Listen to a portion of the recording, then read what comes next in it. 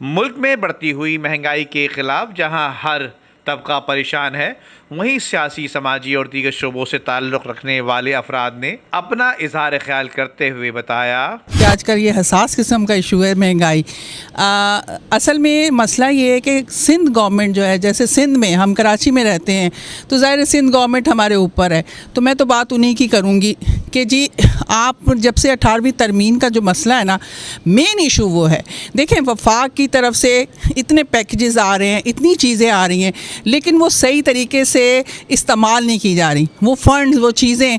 तो उस वजह से भी महंगाई के ऊपर, चूँकि सिंध गवर्नमेंट है और आप, चूँकि मैं वाइस चेयरमैन रह चुकी हुई हूँ, मुझे पता है कितनी करप्शन है।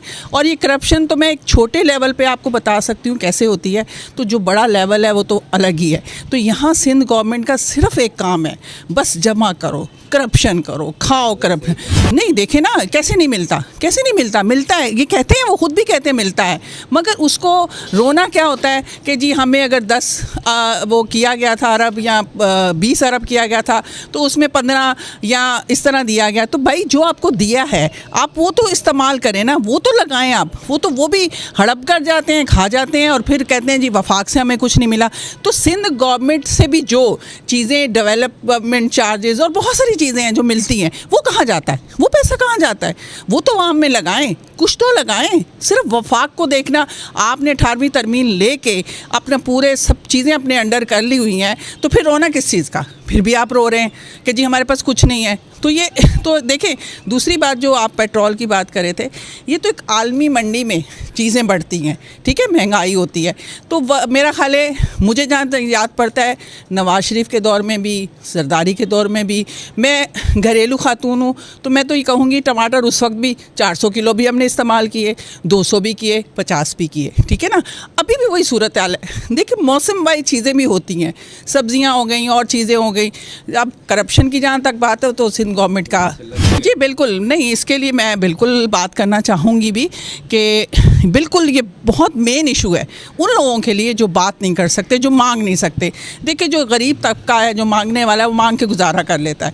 जो ऊपर वाला है उसके लिए तो कोई प्रॉब्लम नहीं, लेकिन जो बीच वाला तबका है ना, वो पिस रहा है, वो वाकई में पिस रहा है। वो वफाक का हो, सूबाई हो, वो तबका वाकई में पिस रहा है। और उसके लिए बिल्कुल कुछ होना चाहिए कि जो नहीं, और उसके लिए वैसे एहसास प्रोग्राम है जो खान साहब ने लॉन्च किया है, और उसके ज़रिए जो 12,000 मिल रहे हैं, थोड़ा बहुत गुजारा जो भी लोगों का हो रहा है, उन सफ़ेद पोशों का भी है, लेकिन इसको बड़े पैमाने पे करना चाहिए। सही कहा आपने, महंगाई का जो तूफ़ान है और वो इस कदर शिद्दत इख्तियार करता जा रहा है कि इनकी हुकूमत के बस में ही नहीं उसको रोक सके।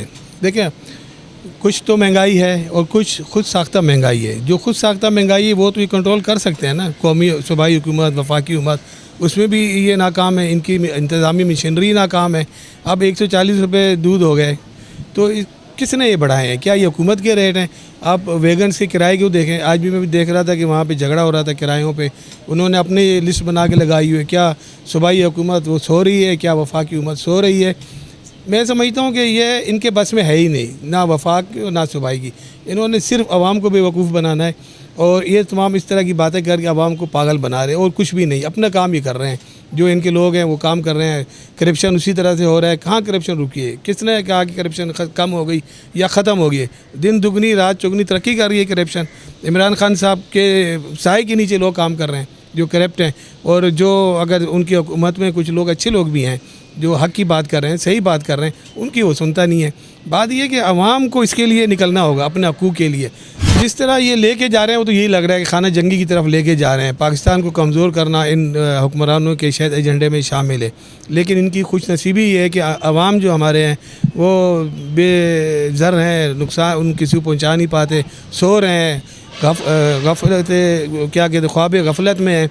अवाम जब तक बेदार नहीं होगी तो ये कैसे मामलात होंगे? और इसके लिए मैं आपसे कहूँगा कि इसमें तुलबा बिरादरी को आगे बढ़ना होगा। जब तक तुलबा मैदान में नहीं आएंगे कोई निज़ाम चेंज नहीं होगा, कोई सियासी निज़ाम चेंज नहीं होगा, ना कोई कर सकेगा।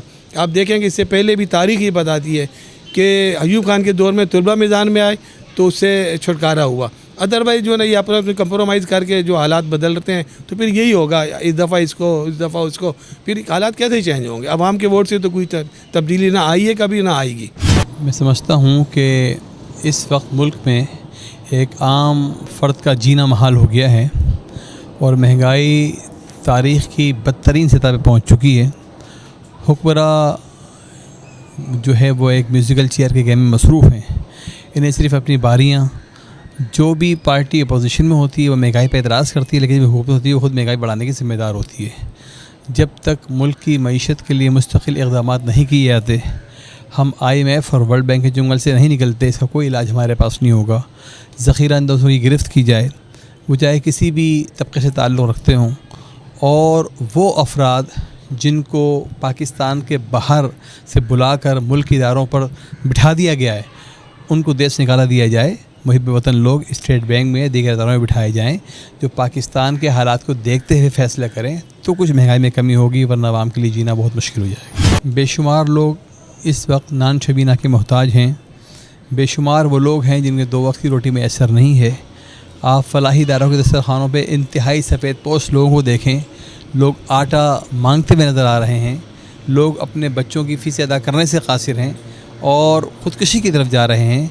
ये हुक्मरानों को अल्लाह के यहाँ हिसाब देना होगा। इन्हें चाहिए कि अपने आपस के मामलात को छोड़ें।